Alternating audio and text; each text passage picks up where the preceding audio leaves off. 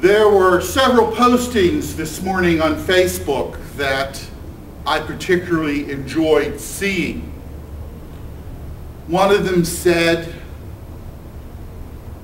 that there was two ways of perceiving karma. One of those ways was out of fear. So that if you do something bad to someone, it's going to come back and bite you.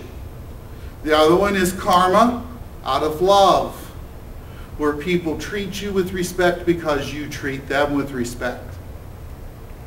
There was another one that talked about belief, and that some people believe that they have a right to believe the way they want to believe, but we don't, that we're supposed to believe like them. And I think that's what happens from our second reading that Paul is warning the Philippians about. Not to get so caught up in thinking you are the right practitioners of Christianity. Do it this way, because this is the only way to do Christianity. And yet, isn't that what we see happening in our society today? We have a Christian group over here that says, oh, we know it all, and you guys are wrong. It has to be this way, and we're going to enforce that if we have to politically.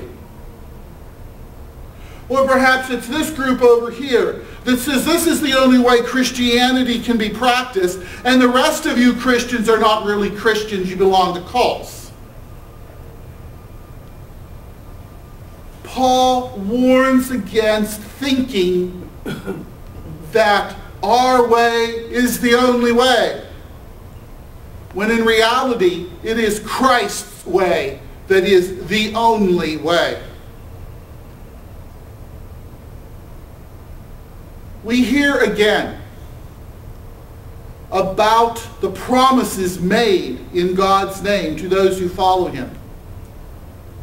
Abraham's descendants were to be as numerous as the stars if they kept faithful to the covenant. We are part of those descendants if we are faithful to the covenant that we have made through Jesus Christ. To live lives in imitation, not of Paul, not of Peter, not of this group or of that group, but imitations of Christ. For it is through Christ and what he calls us to be that we find salvation.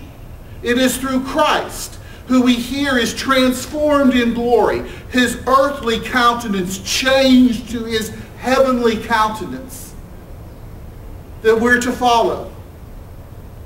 And so what is that?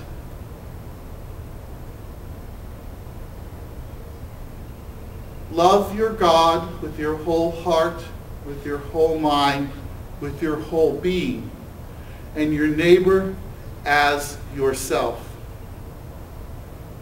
Look to the earthly life of Jesus. How did he treat others? He certainly never lorded his position over them. Oh yes, he taught with authority, but he never put people down. He kept calling people into a relationship of love with God. He healed the sick. He prayed for those that had died. He fed those that were hungry. He clothed those who were in need of clothing. He did those actions to show us how we should act. And so when you see one group or another say, this is the only way to practice Christianity, hold up that practice to the light of Christ's truth.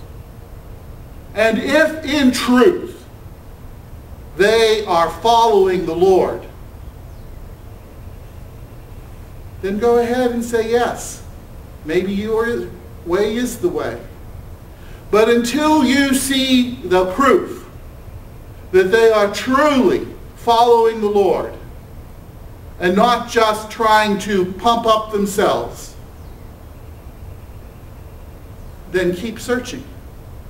Keep searching for the truth that Christ reveals to us, that truth that sets us free.